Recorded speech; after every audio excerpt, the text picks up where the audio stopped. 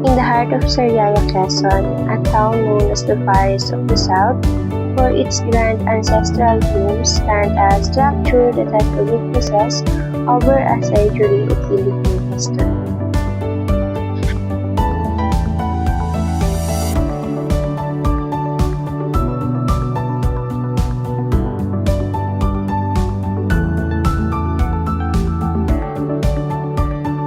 So, pakilala muna ako. I'm Sir Danny De Luna.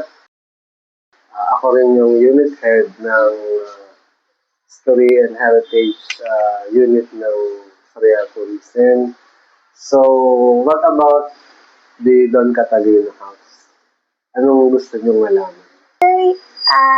Una pong tanong namin is, ano po yung pinakamahalagang papel ng Don Catalino Rodriguez sa ancestral house sa kasaysayan po ng Sariaya, Quezon?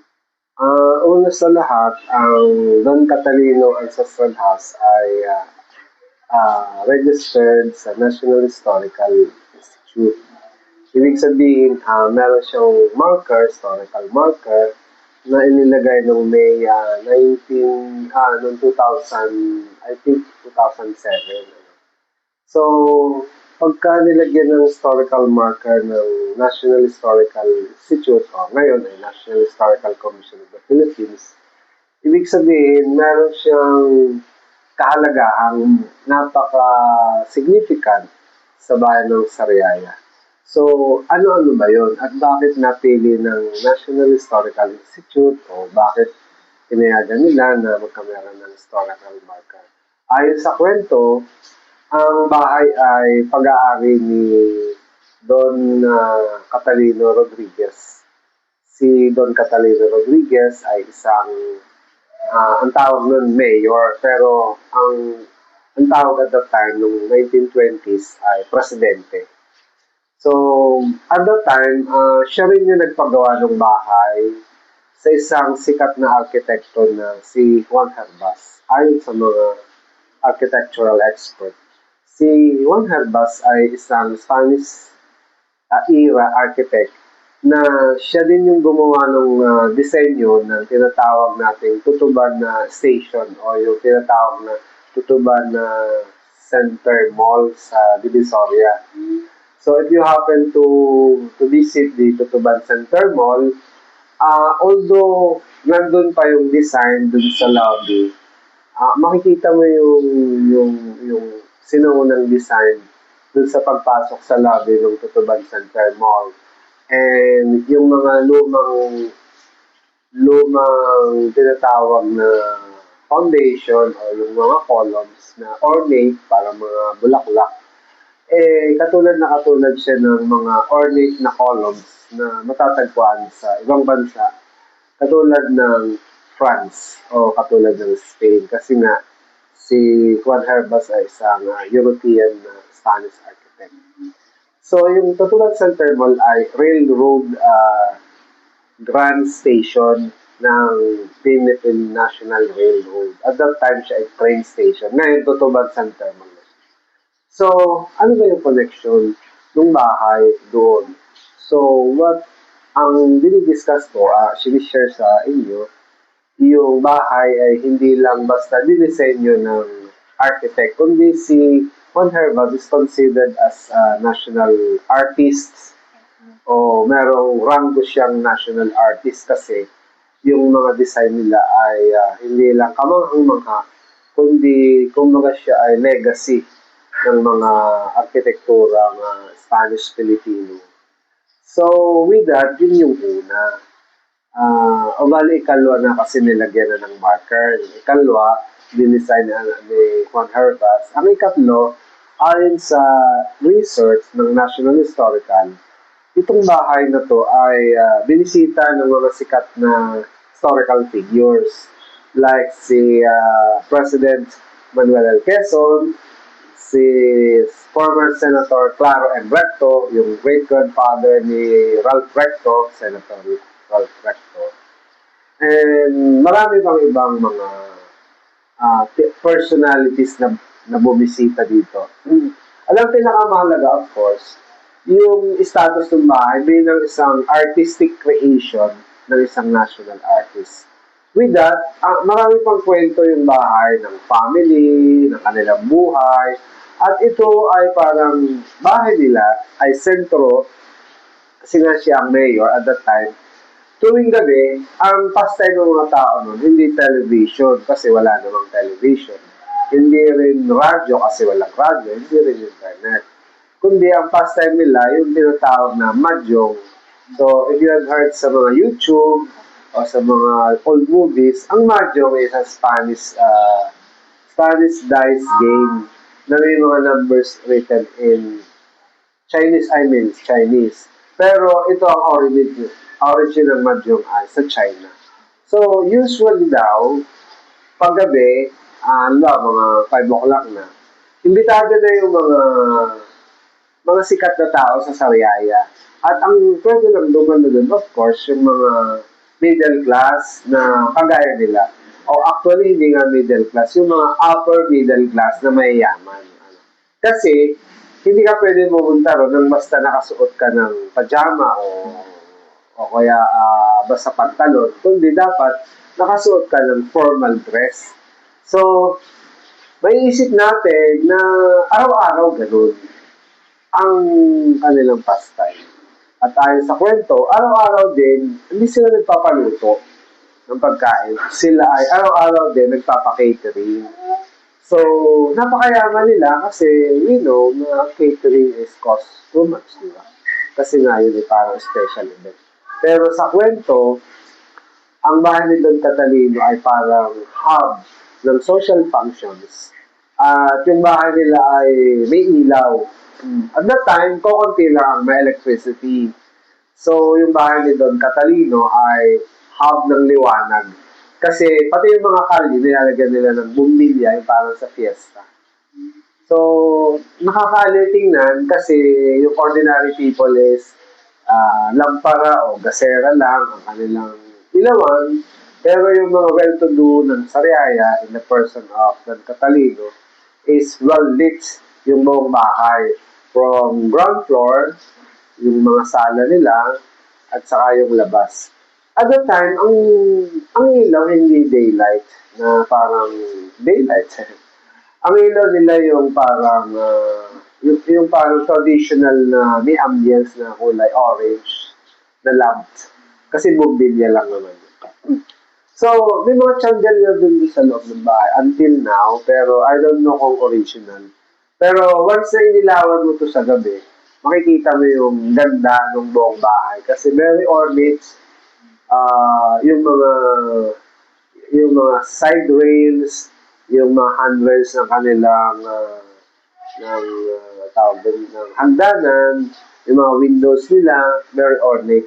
At meron mga ilang paintings doon na nag-donate ang mga sikat na painter ng Sariaya. And of course, sa ngayon, ang suot ng mga tao yung casual. Pero sila, ang suot nila araw-araw halos yung parang barong. Imagine araw-araw parang barong. Tapos yung patadyong na parang isinusuot lang natin pagka special occasion. Pero sila, basta nakasuot na sila nun, ibig sabihin darating na yung mga bisita.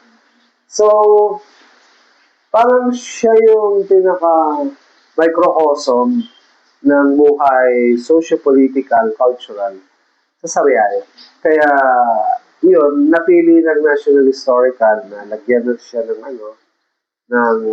marker na important cultural property. Ibig sabihin, mahalaga siya. Hindi lang pala siya important cultural. Kino-consider din siyang national important cultural property. Hindi lang ito para sa mga Sariayan residents, kundi pwede rin sa Laguna, sa Cavite, Batangas, kasi national na. And what made this distinction very different at saka national, yung kwento na pumunta doon yung mga historical figure in the person of former Commonwealth President Manuel Quezon. So with that, marami pang kwento na amo din tayo ng isang linggo pag-iisip natin. Pero yun lang yung pinaka-bullets Opo. ng ating kwento sa bahay ng Don Catalino Rodriguez. The Don Catalino Rodriguez house is more than just stone. It's a living museum, a repository of memories, and a testament to the resilience of a family and a community.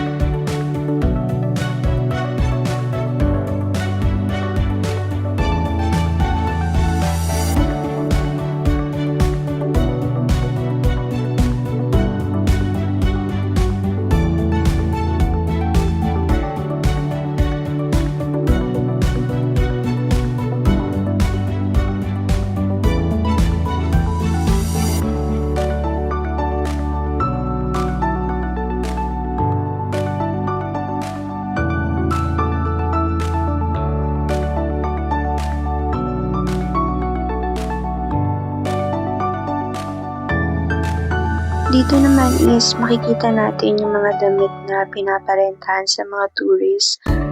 Pwede nila itong gamitin pero may bayad at makakapag-picture-picture sila. So, itong mga damit nito is yung mga sinaunang damit.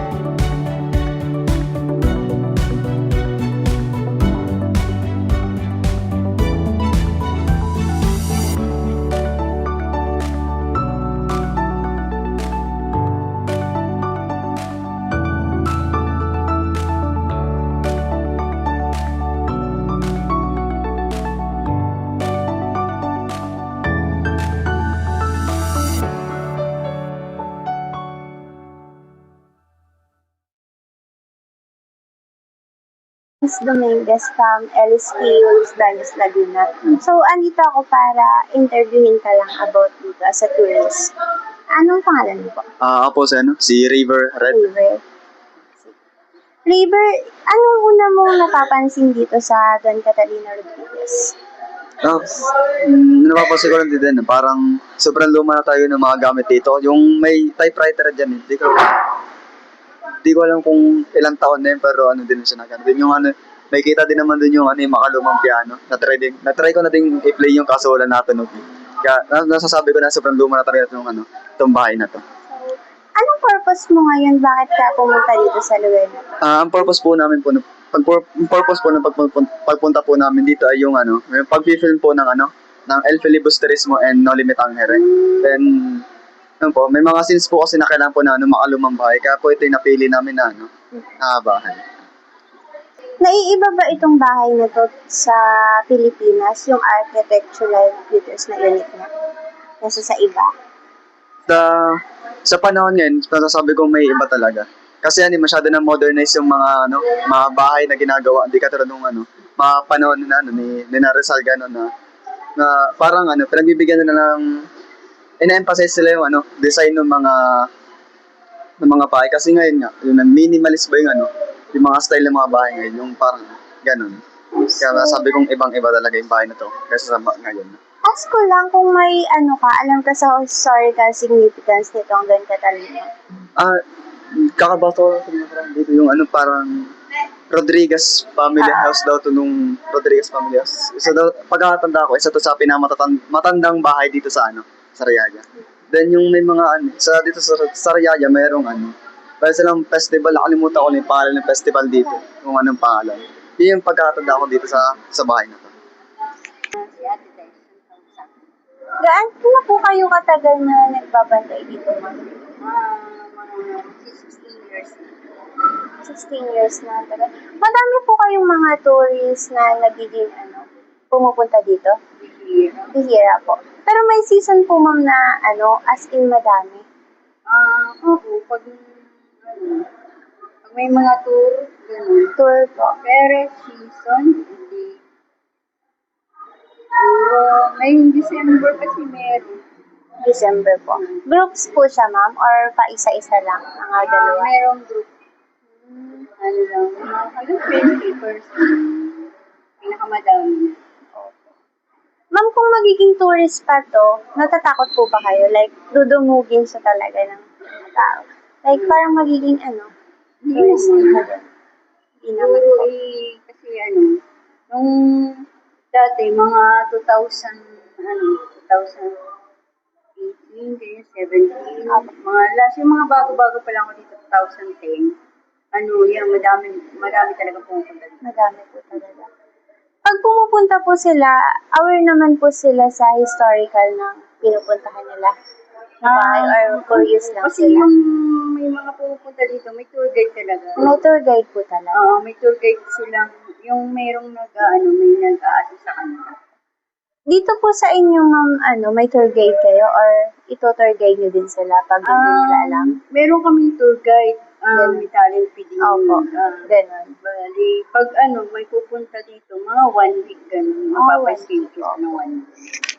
Para yung tour guide ay makakausap kanyang mag-iingat.